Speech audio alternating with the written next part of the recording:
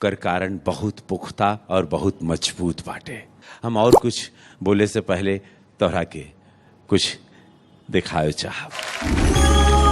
बनारस के तंग गलियन में रहे वाला गरीब परिवार जे कपड़ा धुलाई के काम करेला। कपड़ा अपना रहे अपन धोए बदे रहे तो अपन 4 बजे भोरे में 3 बजे भोरे में अपन उठे, अपना अपन धो धा के अपन अनियारे अपन निकल जाए, अपन फिर अपन कपड़ा अपना देवे के भैया तैसे कपड़ा तैसे दिया फलाने के ले जाके जहाँ अपन कपड़ा अपना देवे आवे, दे के पैसा ऐसा ले आवे, तब राशन पानी अपन कुछ आवे, अपन खाए पिए सब लोग। ओकरा से भी गुजारा पूरा ना होला त माई दूसरन के घरे काम करेली।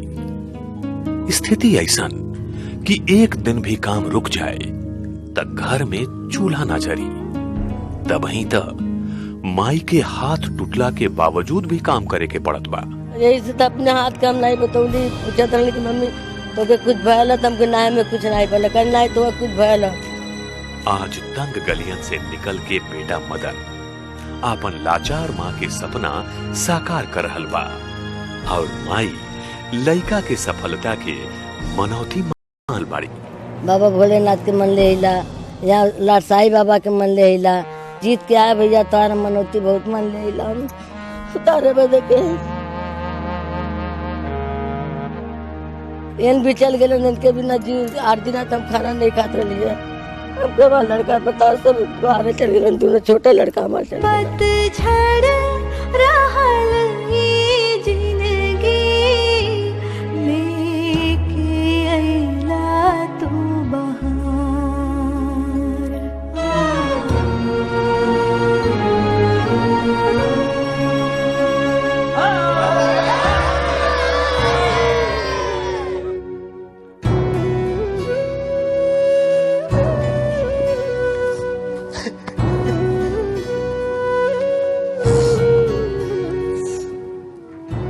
महामंच खाली डांस के रणभूमि ना बाटे, ये तो मन के भूमि बाटे हो।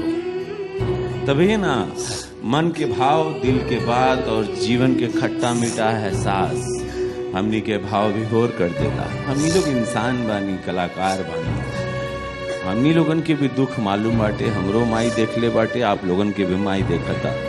हर माई अपन हाथ टूटला के बाद भी अपने बच्चा के बनारस से ही नहीं बतेलेस कि ए बाबू हमार हाथ टूट गइल बा, का कहूं। एक्चुअली मेरे पास शब्द नहीं है, पर मैं मदन से यही कहना चाहूंगी कि पैसे तो आ जाएंगे, कल चले जाएंगे, लेकिन सबसे बड़ी दौलत है माँ, और उसके पास माँ है जो आज मेरे पास नहीं है। तो मैं तो यही समझती हूँ कि मदन मेरे से धनवान तो आप हैं, आपके सामने मैं गरीब हूँ, क्योंकि आज आपकी माँ को देखकर मुझे मेरी माँ की बड़ी याद आई।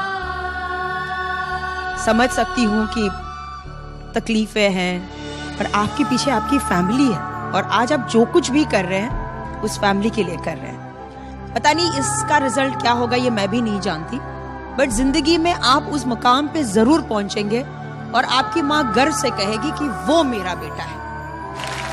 डेफिनेटली। ऑल द बेस्ट।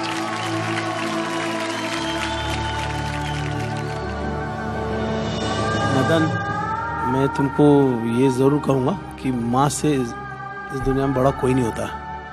मेरे पास माँ है, और मैं आज भी घर से निकलता हूँ तो भगवान से पहले माँ के पाँव छूता हूँ, क्योंकि वही सच है। बाकी मैं किसको मानता नहीं, बाकी अपनी मेहनत और अपनी ताकत को बिलीव करता हूँ। तो माँ की ताकत बहुत बड़ी होती है।